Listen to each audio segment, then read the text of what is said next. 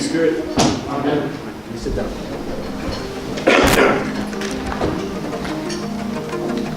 Story of the Good Samaritan.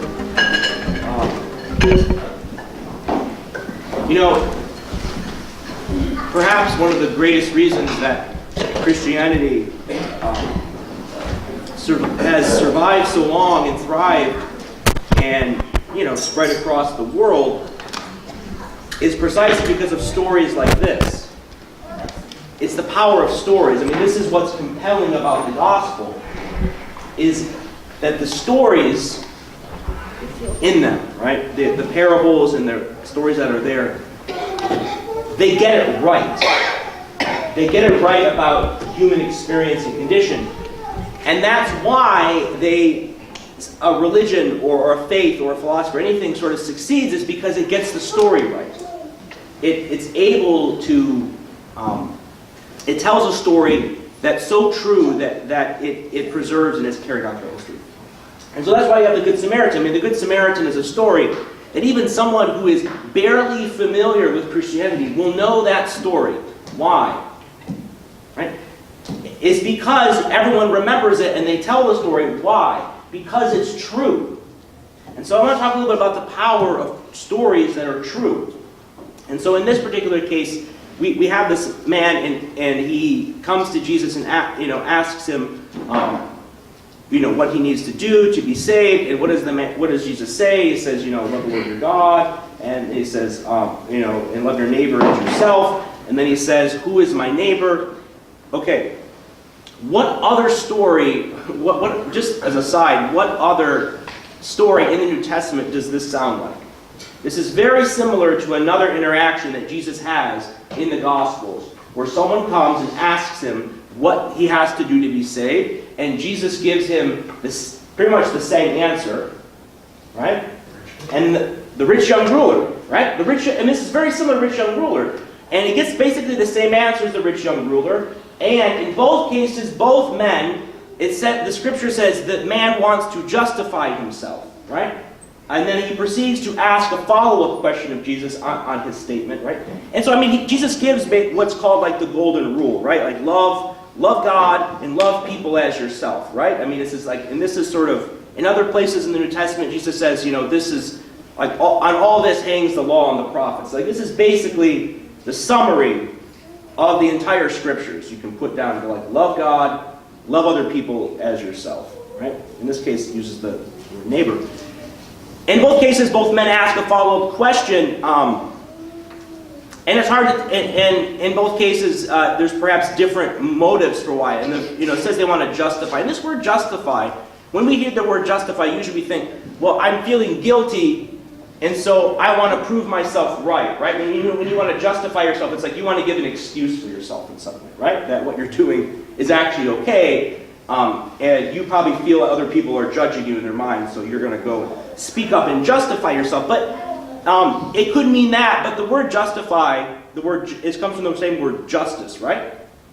Or even the same word just. It's like, I'm just going to go down the street to grab groceries, right? That's all the same word. That word just or justice is the same word in the New Testament as we get the word for righteousness from, right? The word righteous and justice are actually the same word. They just get split up and translated in two different words when they come into English. So you can easily say the man wanting to make himself righteous or wanting to make himself appear righteous asked this follow-up question. And so we can interpret this young man in this particular story when he's asking Jesus, who is my neighbor? He could easily be asking it with good intentions, right? Like him wanting to be righteous asks this question, which is a great question because love your neighbor as yourself. He asked the perfect question, who is my neighbor, right? And the answer is basically everybody. Sorry, guy, it's everybody. You have a responsibility to everybody. That's the answer that's given, but the question is asked. It is the right question. And he asks it, and Jesus follows up with this story, okay? And he gives the story of the Good Samaritan, which everybody knows. And this is the point, is that Jesus often answers people in what?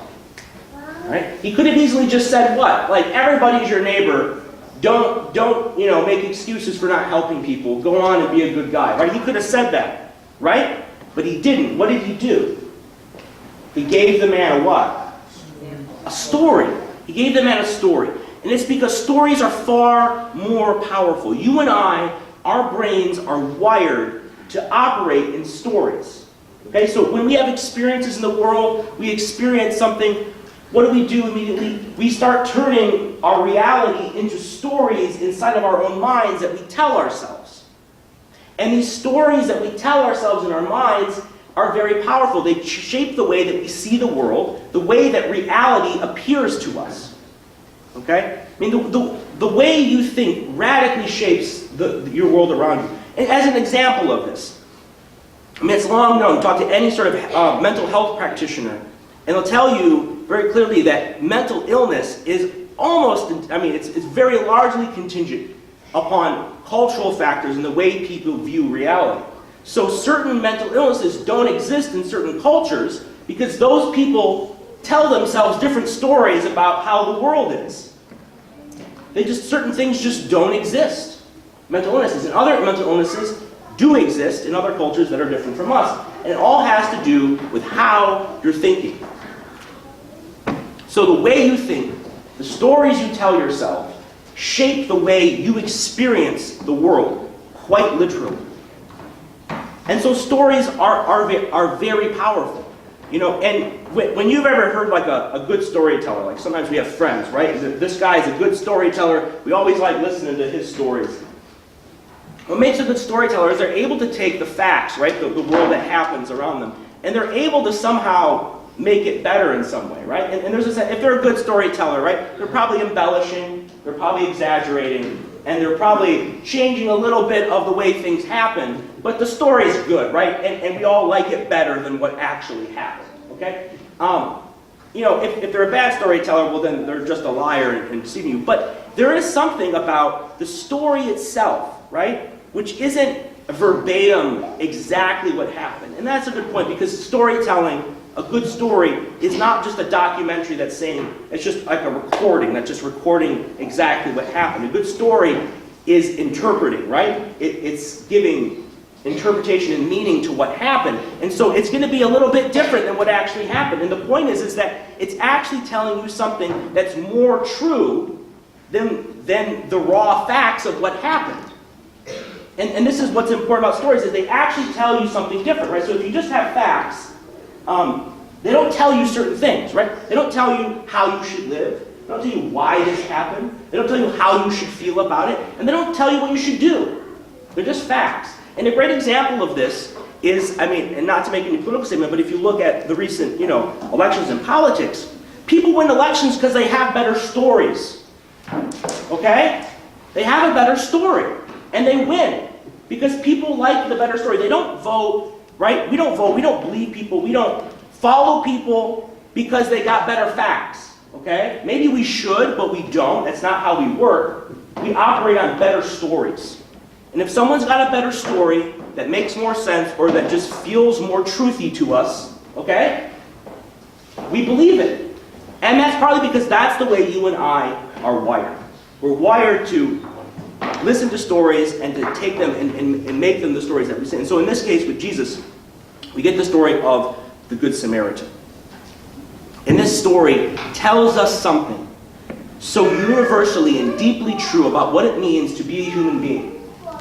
That to be a human being means to love other people, and not just to love other people, but to love the stranger, right? To love the person you don't know, the person that's not part of your family, that's not part of your tribe, the person that's different than you, that's weird, that you don't understand, the person that's annoying. And ultimately, what does Jesus take us to the furthest degree? He says for us to love who? Our enemies. Yes, our enemies.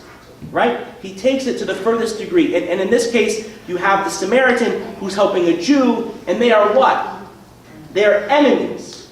Right? So this story, see, it's one thing to say, Leonard, love your enemies, right? But what's more powerful is for me to give Leonard a story about how to love his enemies. Because that's going to enable him to figure out how to do it. Because so often, I tell you, be good, be a nice guy. Right? And then your question is what? How? Right? How do I do that? And then what's the response? I give you a story so that you can see it acted out, and maybe you can figure out, wow, I have a story. Now I have a better idea of how I can do that in my own life. And if you look at the Gospels, it is a collection of stories. And this is why it's important to read the Scriptures. Because what you're doing when you're reading the Scriptures is that you're telling yourself stories. You're collecting these stories in your mind, you're building them up in your mind, and you're depositing them into you. And when you have these stories, what you're doing is you walk around your day, and these stories, the stories of Scripture, the Good Samaritan, right? The story of Christ on the cross, right? Stories from the Old Testament, right? Like Samson, or, Noah's Ark, or, King David. All these stories that are there, they become the filter by which you interpret and get meaning out of the world that you experience, and then you are able to figure out how you should act and live. And so the stories, this is why we, in church school, right? Why do we teach kids all these Bible stories? Because these are the stories they will carry with them into their adult life that will help them figure out how to live. And there's no more important question than that is like, how should you and I live our lives? And the story that's given to us in the Good Samaritan gives us an idea of how we should do that. And so we should be very aware of all the other stories that are floating around in our minds. And we should be considering whether or not these are the right stories to be telling ourselves, the right stories to be listening to, the right stories that give us guidance. Because some stories are not good, right? I worked with a lot of guys who were coming out of prison, who were on parole. When I worked for a nonprofit, we ran a contract with the Department of Corrections. And a lot of these guys were stuck in patterns, right? Like bad habits of behavior that would constantly were self-destructive and ruining their lives. And you know why? It's because the stories they told themselves, the things they told themselves about how the world worked, of why things happened to them, right? So somebody who tells themselves a story that it's never their fault, that someone else is always out to get them, right? And it's always like, it's just the system and it's the cops are just out to get them. People who tell them stories like that, the stories teach them to never take responsibility, teach them always to redirect all the blame onto somebody else, and then they never have to address changing the way they live, right? And so what happens? They keep repeating themselves. I'm telling you, you have the same problem, okay? You tell yourselves stories, right? Maybe you tell yourselves these pity stories about your life and why are things so bad the way it is. And you feel sorry for yourself, and you sit there and you don't do a damn thing about it, right? And you just wallow in your own self-pity. That's a bad story to tell yourself. Stop it, okay? There are bad stories in your mind, and you got to get them out. Because the stories you tell yourselves determine how you act. And so the Scriptures is one place where we can get good stories to fill our minds with that give us the ability to act well. Look at the end of this story, the Good Samaritan. Jesus tells a story that he asks the man, who was the neighbor to the man who fell among thieves on the side? He says, well, the Samaritan, the one who helped him. And how does Jesus end his parable? Go and do likewise. If you look at Jesus and the way he works, right? He never just gives people free handouts, right? He doesn't just give people answers, right? He could have just said, well, go love your enemies. That could have been the answer. No, he gives the man a story, right? And then he asks the man the question, and then he tells the man to do something. When the Syrophoenician woman whose daughter is sick comes to him on the side of the road, and she's begging for him, remember this, and the apostles are shooing her away, right? And then finally she pleads, and then Jesus says, and she asks Jesus to heal her daughter. What does Jesus say to her? Remember this? It's probably one of the most offensive things that Jesus says in the entire New Testament. Should I give the food to the dogs? Yeah! Should I give the food to the dogs? He's calling her a dog and saying that the Jews deserve the food, but why should I give the food to you who's not a Jew? And she says, amazingly, but even the dogs eat the crumbs from the master's table. And he's doing this all as a setup. He knows this is what's happening, right? He intentionally sets up hurdles, right? He never gives us anything that doesn't require some sort of work from us in some way. And so he makes the woman overcome an obstacle to gain the prize. He does the same thing with this man who's asking. He doesn't just give him answers in the parable of the Good Samaritan. He tells him a story. He asks him a question to answer, gets him to think about the story, and then he tells him to go and do it. And this is the point, is that it always requires action on our part. It requires action. You can't just think that you're just going to go out and sort of accidentally be a good person. It's not going to happen. You have to be intentional about it. You have to go and do something. Whenever Jesus says he was moved to compassion, right? The Gospels often say this, and Jesus saw so-and-so, right? And he was moved to compassion. What did he always do when he was moved to compassion? He acted. He acted, intervened, alleviated that person's suffering in some way. There is never just feelings, good feelings. Good intentions, right? I intended to do something good, right? I felt sorry for that person. It doesn't count for anything. What matters is how we act, what we do. And the story of the Good Samaritan is proof of that. I can walk by the side of the road. I'm sure the priest and the Levite who didn't help him felt bad for the guy, right? Felt bad for him. Maybe said some nice words, but what did they do? They walked by. So the stories matter.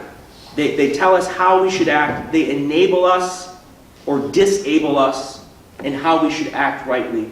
And the story of the Good Samaritan is a good story for us to tell ourselves, as are all the stories in the Scriptures, which we should be making sure that we're feeding ourselves the right stories.